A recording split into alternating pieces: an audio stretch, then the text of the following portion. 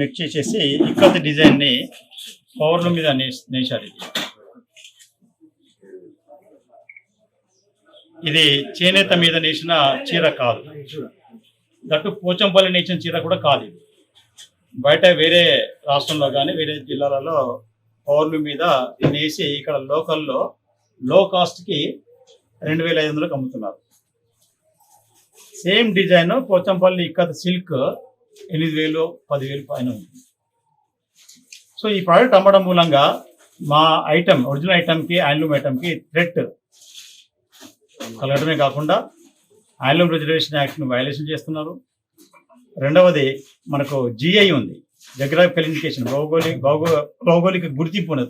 ప్రపంచంలో మొట్టమొదటిసారిగా పోచంపల్లి ఇక్కత్కు భౌగోళిక గుర్తింపు వచ్చింది, జిఐ యాక్ట్ 1999. దాన్ని కూడా వయలేషన్ చేస్తున్నారు.